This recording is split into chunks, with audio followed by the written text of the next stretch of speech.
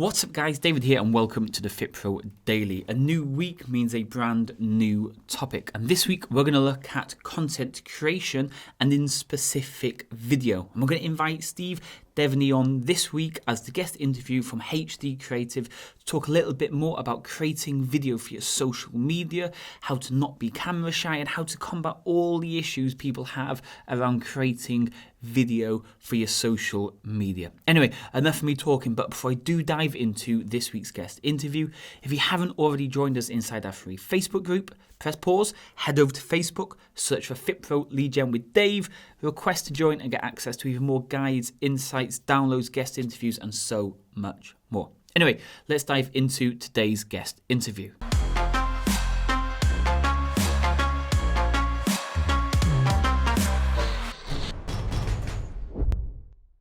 Good afternoon, everybody, and welcome to another live. Usually it's just one a week, but I think so far we're up to 3 live guest interviews this week so far, so it's going really, really well. So today we have Steve, or Steve, what do you prefer? Yeah, it's call me Steve. All the way from Liverpool, I'm guessing from the accent. Yeah, well, technically Merseyside. I'm on the Wirral. So near Liverpool. Yeah. So previously to getting you booked in for this kind of conversation, I had no idea who you were. Stuart McKenzie referred you, and now we've got you booked in. So I'm probably going to learn quite a bit about you and what it is you do and everything. So before we do dive into getting started with video, how to repurpose and all this type of stuff with video, how did you yourself get started in the fitness industry? So I got started as a PT around 12 years ago, and I didn't stumble into it. Basically what happened was, up until I was around 22, I was an architect, and then kind of done my training, and then in the 2008 recession got made redundant, got a little bit of a payout, decided to go to the gym, then decided to become a PT, and I kind of didn't have any clue about how to do anything in the fitness industry, didn't have a clue how to coach people, didn't have a clue how to PT people, educate people, speak on video, do anything like that. Fast forward 12 years, I became fully booked PT, I kind of came to the end of the one-to-one PT cycle myself, and then got into online coaching, started working with Stu McKenzie, got fully booked online coaching, and then now pivoting into video, which has been like a passion over the last few years, turned into a business now. I'm helping PCs, online coaches, online business owners create, edit, and repurpose video content. Yeah. So I'm guessing over that 12-year period, a lot of things have changed, I'm guessing. Oh yeah, 100%. I mean, when I first got into the industry, fitness instructors were still getting paid on the gym floor. Now I don't even think level 2 fitness instructors maybe even a thing anymore. So that was a massive thing. Commercial gyms had tons and tons of PTs. There was no Facebook, there was no social media at that point in time, or at least I was definitely not on it at that point in time, or it was in the very early stages at least. And then obviously over time, it's kind of gone full circle. I mean, the whole sort of side of the fitness industry of influencers, Instagram affiliates, links and all that kind of thing, it was just not a thing back then. So over time I've had to sort of really hone my own skill sets to sort of adapt to that. So you're a professional with video and everything you do now. People come to you and you create their videos and so forth. So how has the video side of things changed? Before we dive into actually the main stuff, how has the video side changed for the general marketing, getting clients, showing off your skills type of thing? Yeah, well, it's just clear messaging. Obviously, more and more people, especially given the pandemic the last year and a half, have had to pivot to online in some shape or form. Even if you are a face-to-face PT and love face-to-face PT, which is definitely still a thing, they've had to go more online. Now, video presence online, especially in the fitness industry, has increased over 80% over the last 18 months, which is absolutely massive, to the point where Instagram has actually put more focus onto video, and it's no longer a photo sharing app. You've probably seen that on social media the last few weeks. And it humanizes your business because you like, for me as an online coach, I started working with people who I've never met, people who don't live anywhere near me, so I've never actually seen them face to face. And that was a totally new experience for me. And it's something I really had to sort of get myself used to. So what I found was getting onto video more and speaking into video, whether that be Facebook Lives, whether that be in my group, whether that be with one-to-one clients on Zoom, whether that be just social media presence, it actually humanized me a bit more. So when I got them onto like a sales call or they became a client, they kind of knew me before, if that made sense, and it really helped me get a clear idea, helped them get a clear idea of who I was before they actually got into a call with me. And I think that's the good thing about video as well. You can post pictures and you'll always show the good side of you in pictures, but it's quite difficult in video. You might turn and they have to see the sides that you don't really show. So that's a good thing. So before we dive into the rest of the questions, let's have a look at video itself. What type of equipment do we need to even get started? Is an iPhone good enough, or should I be going out and getting like a proper big camera, a microphone, and all kinds of stuff? What is it we need to do to get started? Right. So to get started in video, I can't stress this highly enough. The best piece of equipment at any given time is the one that you've got on you. So, for example, if you're just out walking and you're recording a story for your Instagram, your phone is perfectly capable of doing that. If you want to create a 30-second reel with a valuable bit of content, your phone is perfectly capable of doing that. If you want to create more higher end YouTube videos and become more of a YouTube presence, then investing in some sort of kit might be a good idea, but it still doesn't mean that you can't do a massive amount on your phone. It's not endless what you can do on your phone, but there's a massive amount. And then if you want to take it to the next level, you would go out and get some sort of DSLR camera. But I mean, I can go through some video editing tools. The ones I use specifically are Video Leap, which is massive. Most people tend to use Video Leap. Really, really good app. InShot, which is quite similar to Video Leap in a way, but with InShot, I tend to find it just a little bit more basic. Still use it sometimes for certain aspects, but for most things, it's Video Leap. And the good thing about Video Leap now is that they actually have an Android app, so it's not specifically for iPhone anymore, which is great. Yeah. And also, Adobe Premiere Rush on your phone is an amazing app.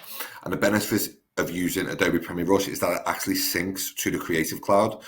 So if you are making more higher end videos through Premiere Pro or in your Creative Cloud like Photoshop or Illustrator or anything like that, it's really, really good because then videos will sync to the cloud. So you've kind of got the best of both worlds in that sense, in the sense that you've got content on your phone that you can just put out whenever you feel like it. So maybe like a 30-second reel. If you want to do a higher end piece of content and put it behind a paywall, it can sync to it, if that makes sense. Yeah, and that's a good insight. So if like anybody watching this who watches the videos that we put on YouTube, we use Premiere Pro, we film it, we've got a Logitech camera that's just here that you can't see.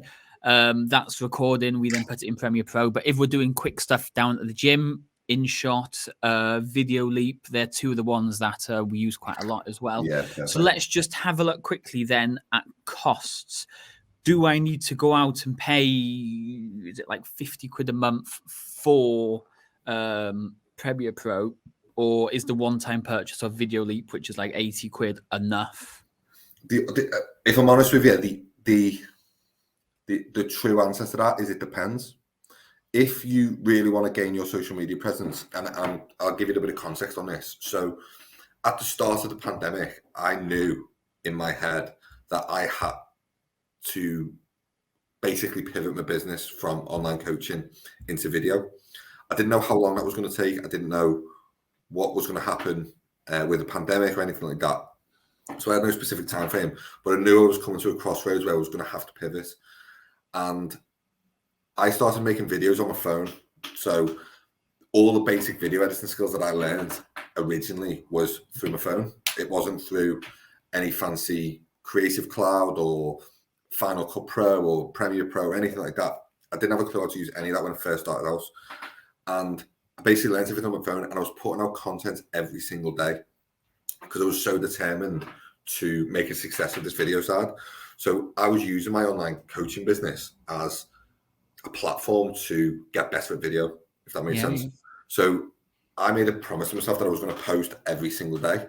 And I was posting content once or twice every single day. And in a year and a half, I don't think I've missed a day of posting. And it got to a point where there was a limit on what I could actually do. And at that point, I needed to create more complex videos.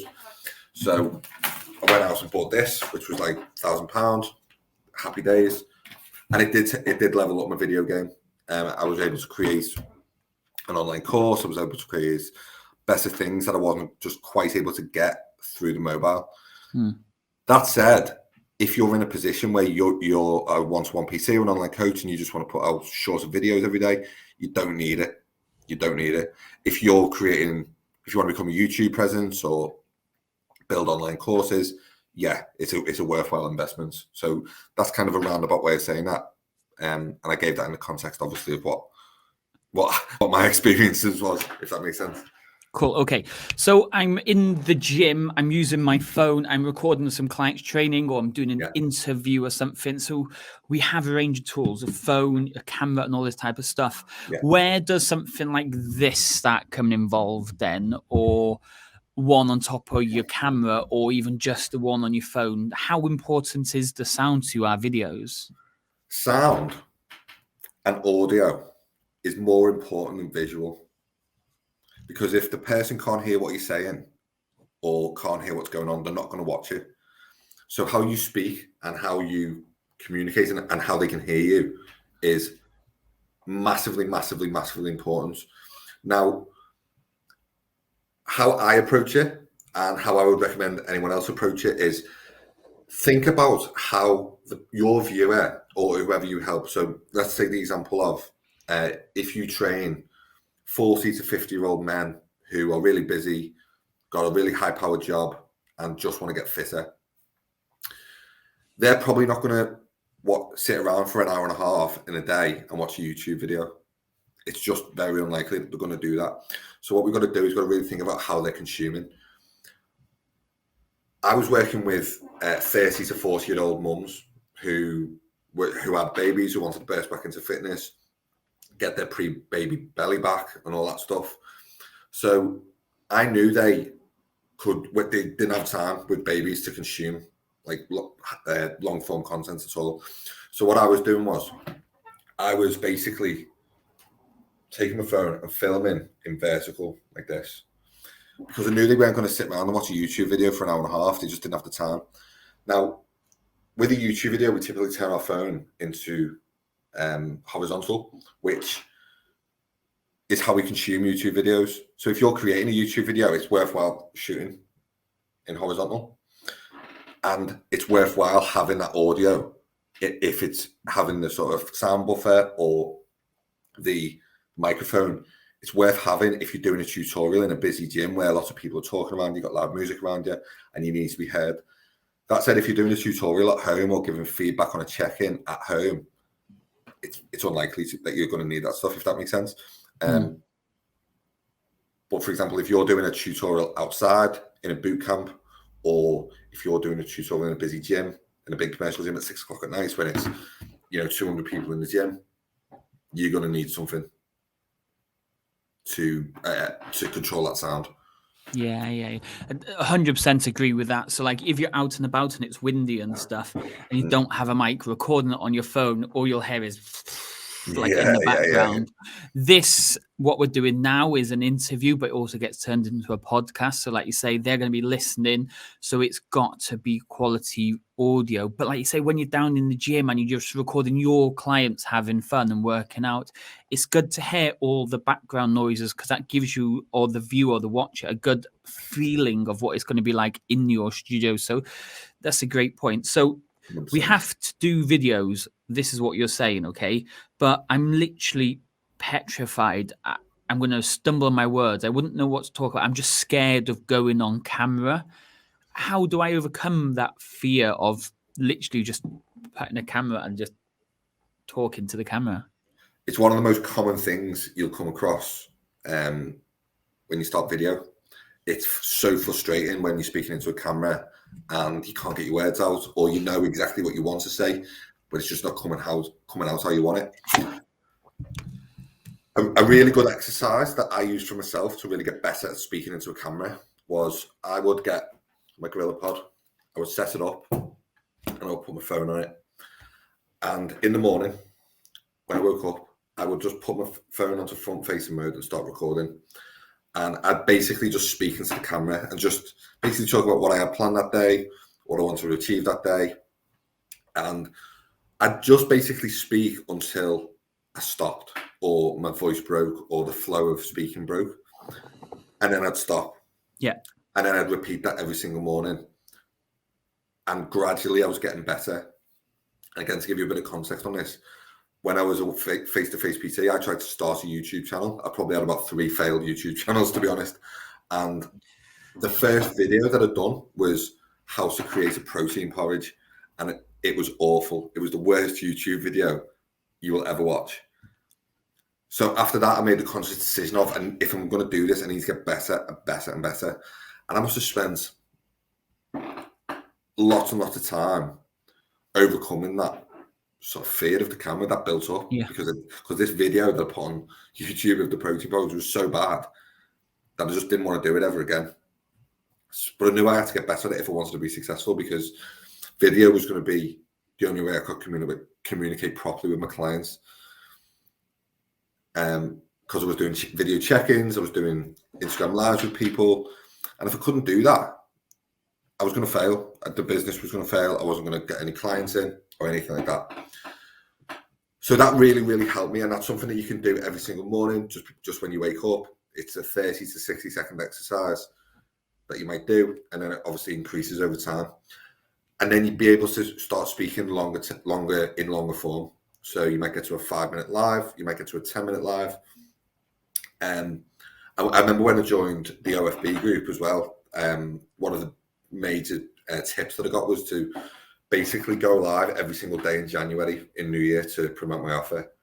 So I started doing that as well. I was going live every single day and talking about the offer. Now, big mistake that people make on live streams is they log in and they'll just sit there for like 5 minutes waiting for people to log in and watch the live.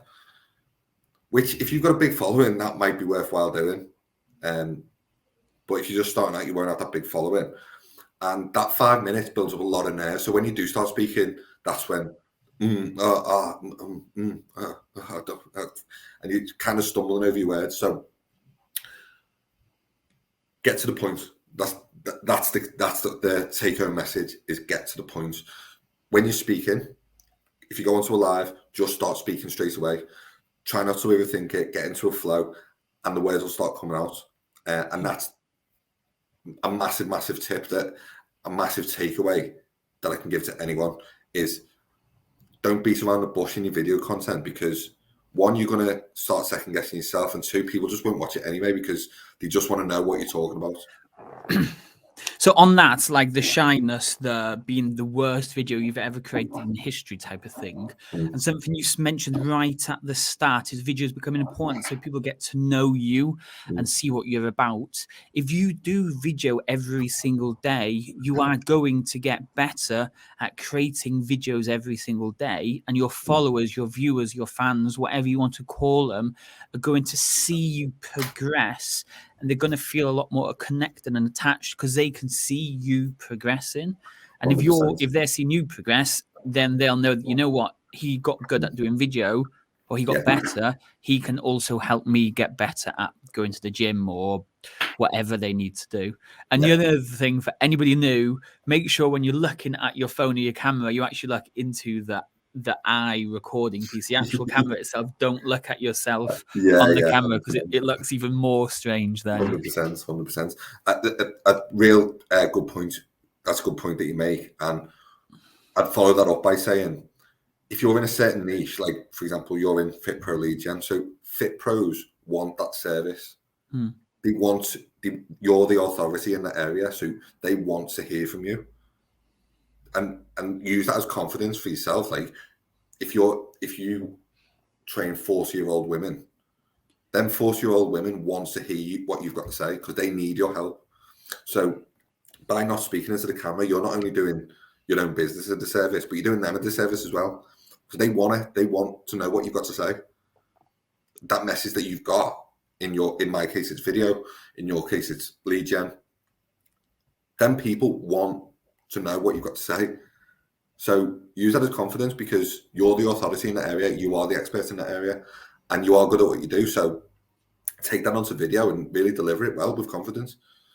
Which brings us on to the next topic that I've got here is you know what you're going to use now. You're going to use your phone. You've been recording a few parts of your sessions. You've been creating a few YouTube videos or whatever videos, or just clients working out. You've been practicing in the morning, like you say, you have your cup of tea, your coffee, you sit there, you talk to the camera. You're getting good at talking to the camera. Okay, time for the big day. Time for me to do my first live or first video to the public.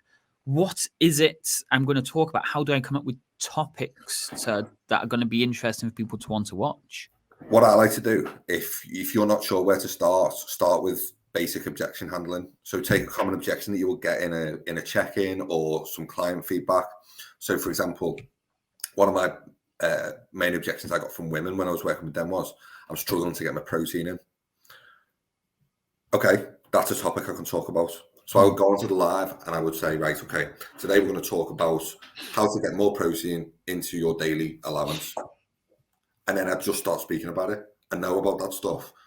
And I just spoke about it for 10, 15 minutes.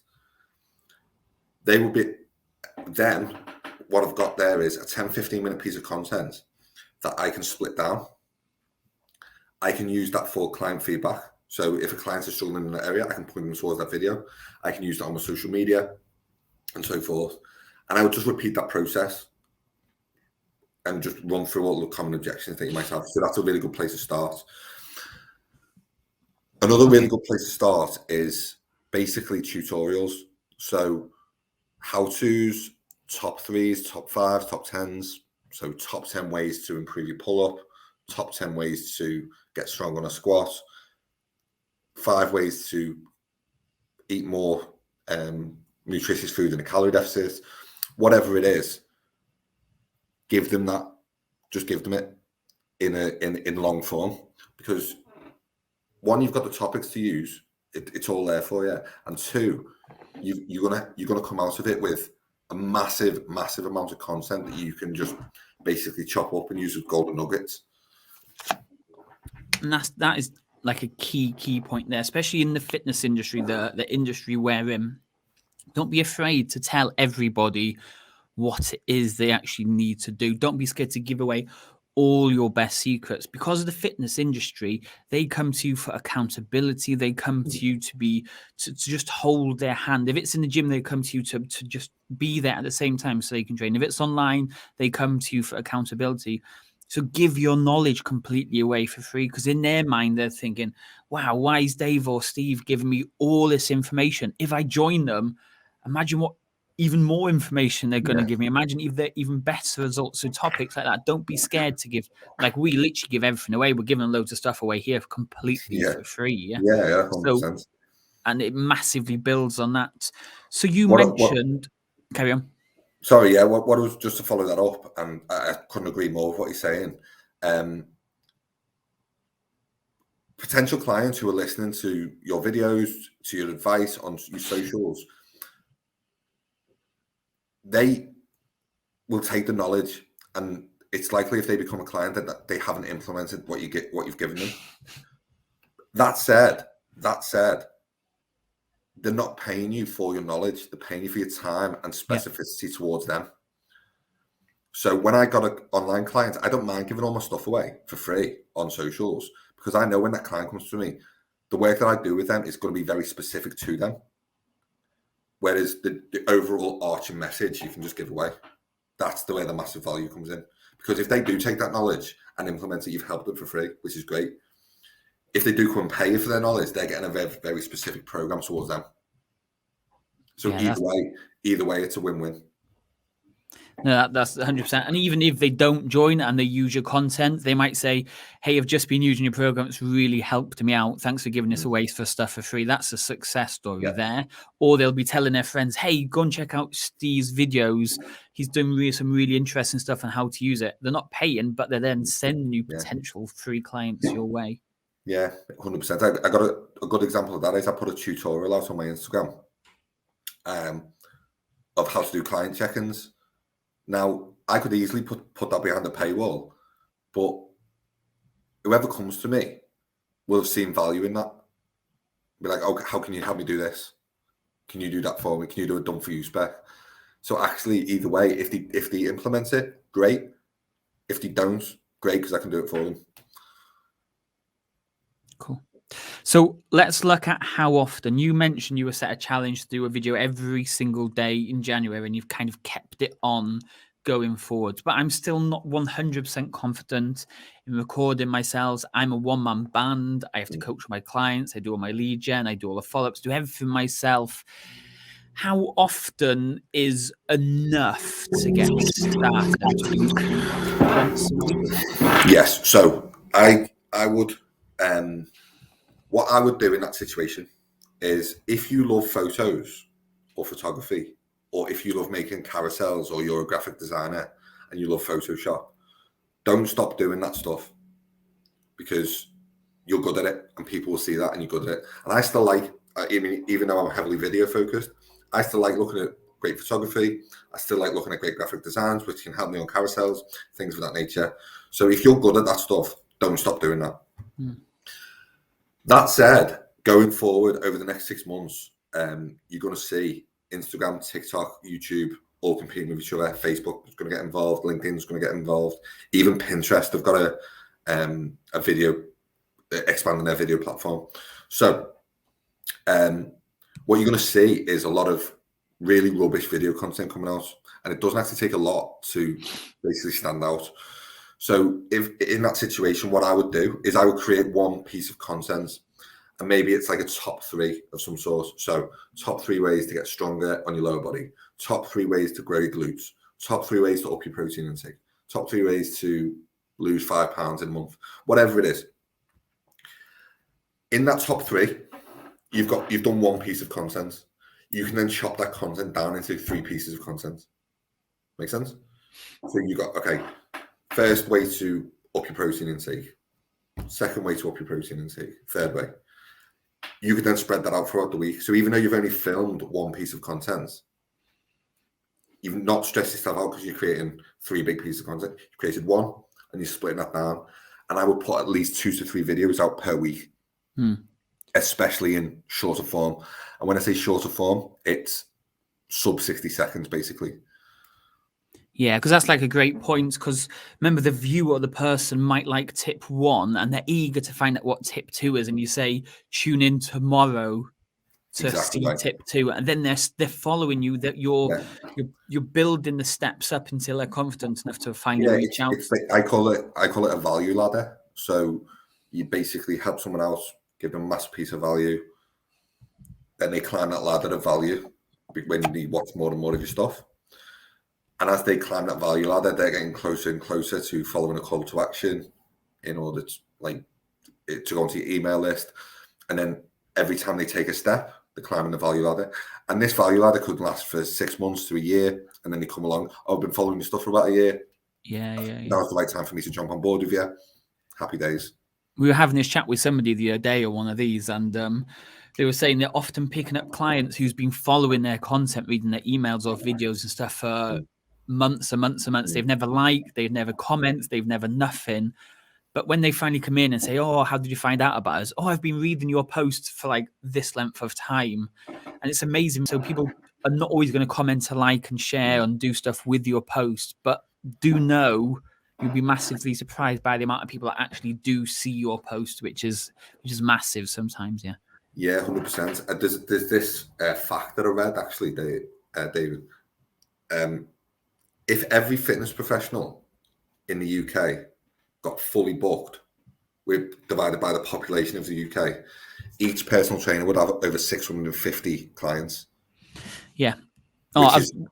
Which is crazy. Like it's far more than what any one person can probably handle.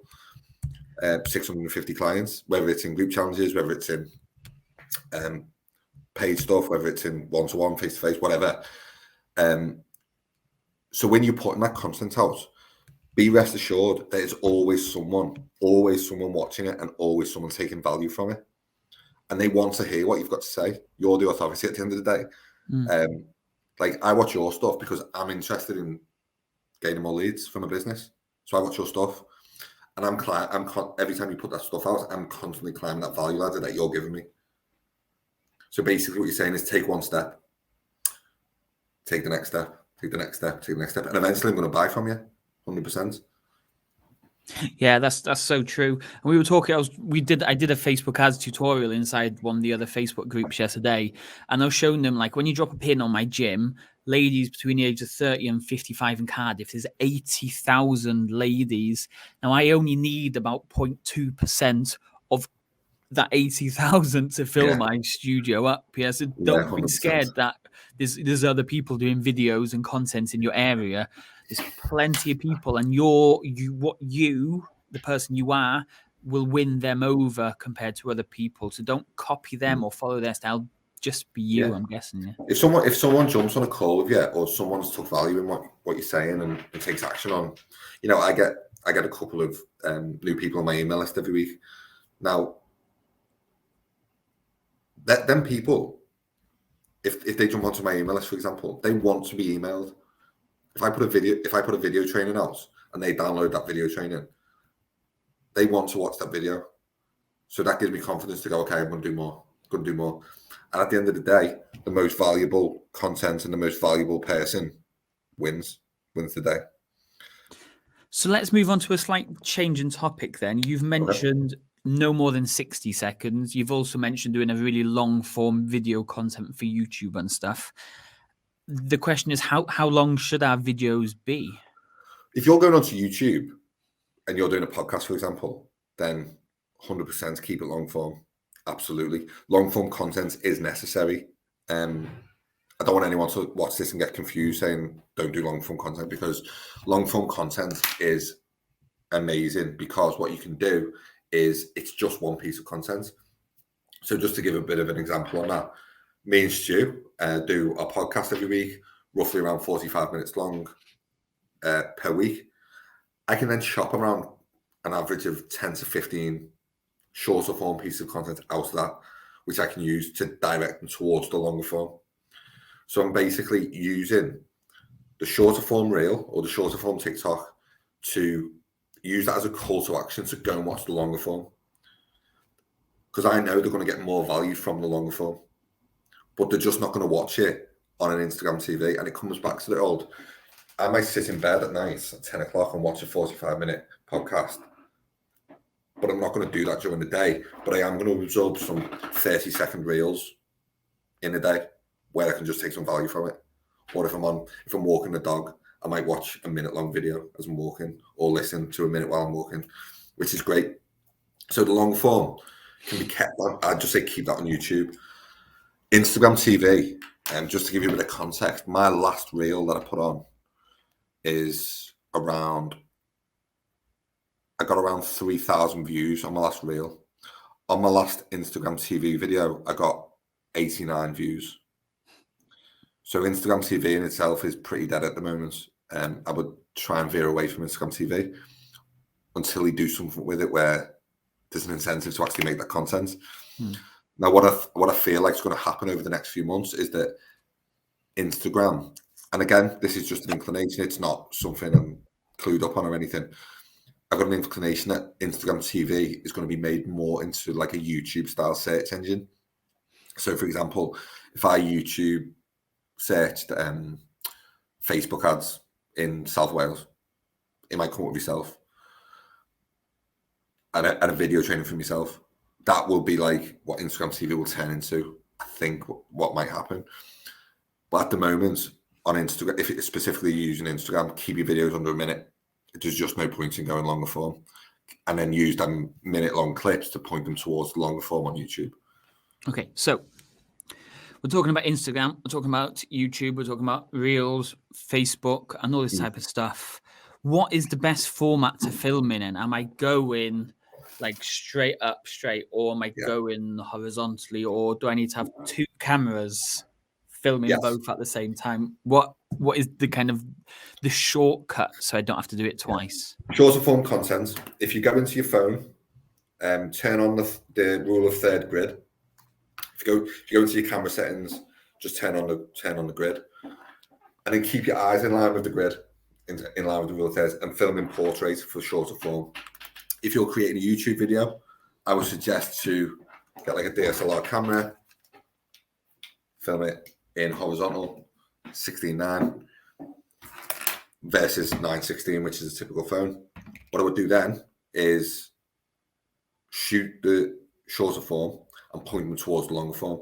Now, if you're in a situation where you're and ahhing and breaking your words, I would have a 2-camera setup.